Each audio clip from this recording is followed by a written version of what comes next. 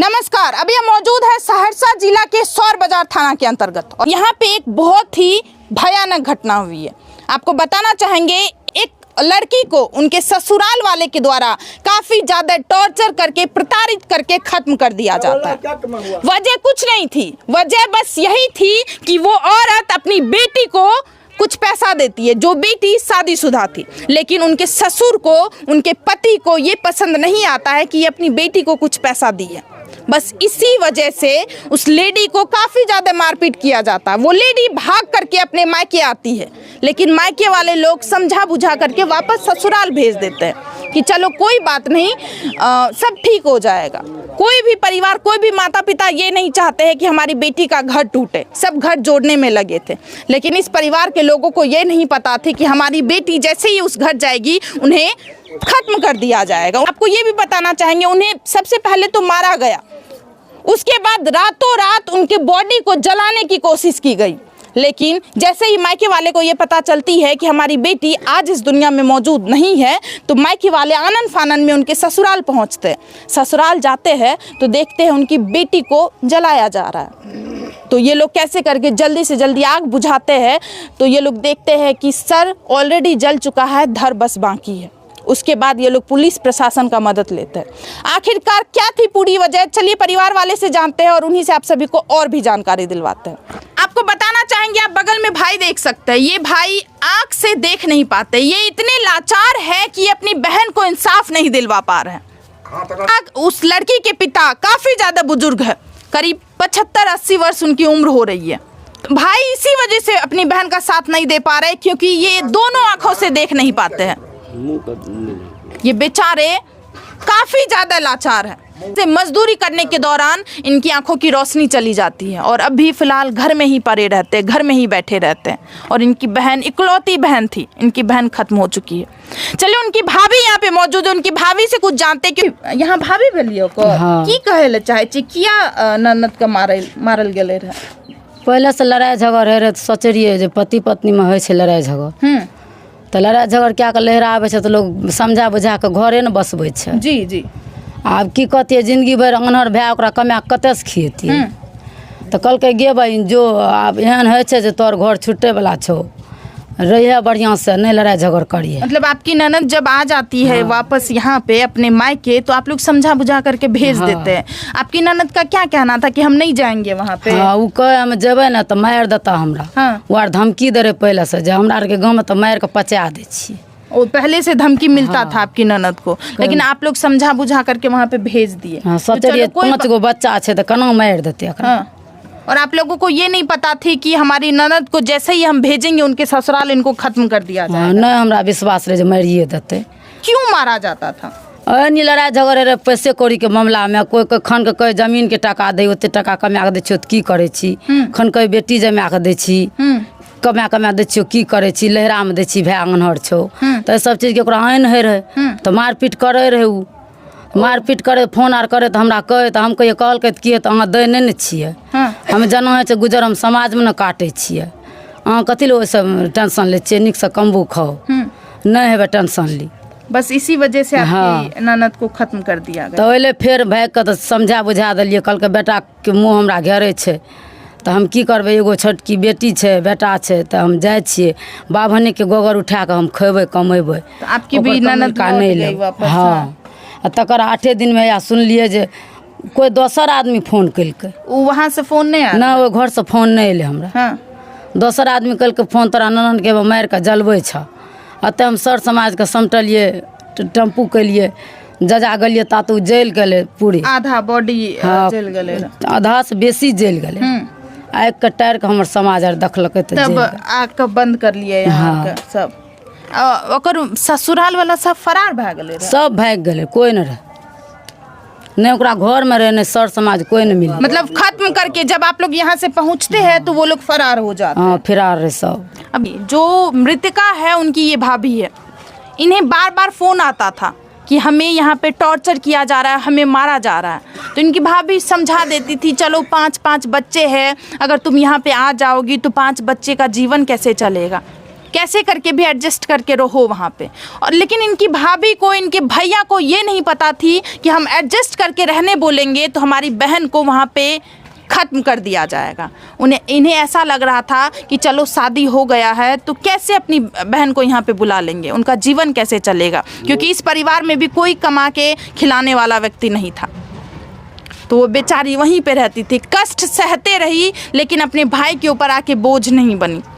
उनका ये कहना था चलो हम कैसे करके भी अपने ससुराल में ही जीवन व्यतीत कर लेंगे।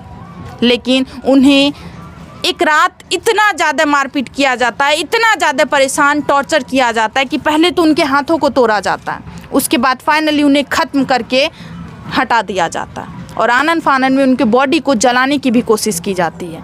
और आज वो लड़की हमारे बीच मौजूद नहीं है। चलिए और भी कुछ लोग हैं, उनसे जानकारी प्राप्त करते हैं कि आखिरकार उनके साथ और क्या क्या होती थी। चलो, क्या नाम है सर? अशोक शर्मा। सर पहले आप रोइए नहीं, शांत हो जाइए, शांत हो जाइए, हाँ शांत हो जाइए, कोई बात नहीं, कोई बात नहीं, कोई बात नहीं।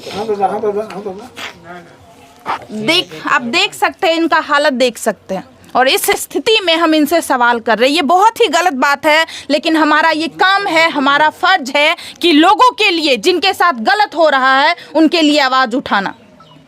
इसी वजह से हमें इस हालत में भी इनसे सवाल करनी पड़ती है। अच्छा सर, आपका नाम क्या है? अशोक शर्मा दीदी। अशोक शर्मा। आपकी बहन का नाम क्या था? शेखा देवी। और उनका ससुराल कहाँ पड़ता है सर? कबैला चक, कबैला, सौर बाजार थाना के अंतर्गत, सहरसा जिला में। हाँ सर, जिला सहरसा। अच्छा सर, क्या हुई थी पूरी घटना? आपकी बहन को जो खत्म कर दिया गया है, क्या है वजह खत्म करने की? दीदी इससे पहले 2-4 दिन पहले आई थी यहाँ पे आ गई थी आपकी बहन? हाँ। तो उसको बोले कि इसे उस आ गई तो बड़ बढ़िया, हम बोले कि ठीक है। आई तो उसको हम दवाई उवाई कराए। हाँ। वैसे मारपीट की हालत में आई थी। मतलब ऐसा लग रहा था काफी ज्यादा आपकी बहन को मारा पीटा गया है। जी, वो साफ लगता था कि बचने ही वाला नहीं है। तो मेरा एक तो भाई है, झोला छाप डॉक्टर है जी, उसको बुला के कहें भाई किसी तरह से मेरा बहन को बचा लो। हाँ। 1000-1200 टका का दवाई दिया, पानी उनी चढ़वाए। हम बोले कि बहन तुम रह जाओ, हम अंधे हैं ना, तो हम भीख मांग के तुमको खिलाएंगे। आप बोले जो रह जाओ यहीं पे। हाँ। आप गुरुपी लिए हुए हैं 2 ठो, तो हम मांग भी चांग के आपको हम देंगे। ये हम बहने को बोले जी। फिर पाछू से आया। मैं एक बार 4 टंग का हाथी है, उसको गलती होता है, इसको भी एक बार माफ कर दो। ओ, जब उनके ससुराल वाले आए थे? हाँ, हम अपना जीजा जी, आपके जीजा जी आए तो आपके हाँ, बात बोले। हम बोले आपको ऐसा लगा चलो अगर परिवार बच जाए तो अच्छी बात है, क्योंकि छोटे छोटे बच्चे भी है। हाँ। अंधा हो के हम क्या कर सकते हैं, किस आप भी मजबूर थे। तो हम, मेरा बहन ने बोला कि ना तुम अपना लक्ष्मी बहन को समझा लो। तो हम बोले हम क्या समझाएंगे, हम बड़ा भाई है, वो बहन है, हम किसको क्या कर सकते हैं। ऐसे ऐसे कह के उसको किसी हालत से जाओ। तो बोला कि भैया ठीक है, हम कैसे रहेंगे, एक तो बेटा था पाछू वाले। तो उसका माया उसको हर समय जा रहे हैं, होगा ना तो हम उसी जगह ब्राह्मण का गोबर उठा के खाएंगे, मज इसका कमाई। वो बोला कि नहीं तुम मेरे साथ मत जाओ। कौन? उनके, आपकी बहन के पति बोले? हाँ जी। मेरी बहन बोला नहीं हम। क्यों वापस आ गई थी आपकी बहन, क्या है कारण? मतलब वापस आ गई, फिर वो जाना नहीं चाह रही थी, लेकिन उनको जाना पड़ा क्योंकि छोटा सा बेटा था घर में। बस वो बेटा का शकल देख करके वापस उस घर में चली गई जहां उन्हें काफी ज्यादा मारा जाता था, जहां उन्हें काफी ज्यादा प्रताड़ित किया जाता था। लेकिन सर वो आई क्यों थी, क्यों मारा जाता था, क्यों पीटा जाता था? वजह कुछ होगी, या लड़का गलत था, किसी से गलत संबंध था, या कुछ पैसा कमा? दीदी ये बात भी तो पूछे कि मेरा बहन भी गलत है तो तुम हमको बता दो। हाँ। उसको मत ले जाओ भैया तुम दूसरे शादी कर लेना, ऐसा है। तो हम किसी हालत से, मेरे एक ठो फुआ खा रही है ना। हाँ। मेरा फुआ मर गए, एक ठो फूफा जी मर गई, तो मेरा फुआ इसी जगह है। हाँ। उसी जगह हम उसी तरह बहनों को रखेंगे, मजा आप जा सकते हैं। हाँ।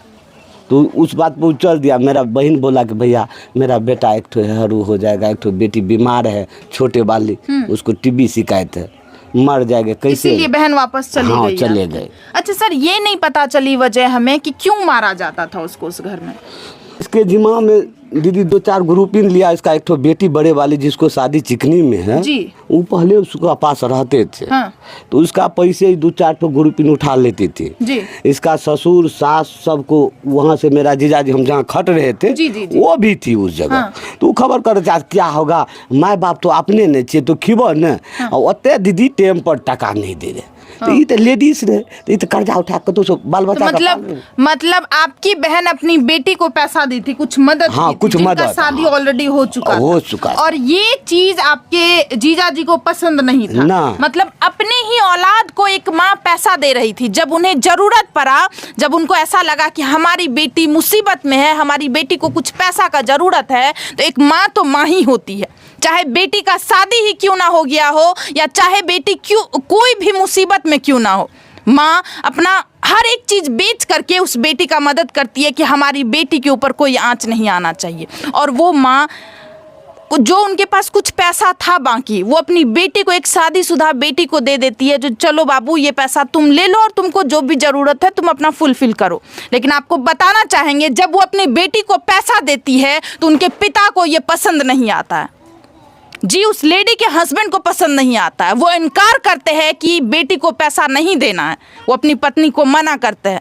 लेकिन माँ अपनी बेटी को पैसा दे देते हैं। बस इसी वजह से उस लड़की को, उस लेडी को इतना ज़्यादा टॉर्चर किया जाता है ससुर के द्वारा, सास के द्वारा, देवर के द्वारा और पति के द्वारा भी, जो आज फाइनली उस लड़की को ख़त्म कर दिया जाता है, उस औरत को ख़त्म कर दिया जाता है। वो औरत आज हमारे बीच मौजूद नहीं है। उन्हें काफ़ी ज़्यादा टॉर्चर किया जाता है, काफ़ी ज़्यादा। जब यहाँ से परिवार वाले पहुँचते हैं तो उनका आधा सर जला हुआ था, सर ऊपर जला हुआ था और धड़ बाकी था। उन्हें इतना आनन फानन में जलाया जा रहा था कि बॉडी का पोस्टमार्टम ना हो, मायके वाले ना देखे। अगर बॉडी खत्म हो जाएगा तो पोस्टमार्टम नहीं होगा और हम लोग बच जाएंगे, हमें कुछ नहीं हो पाएगा।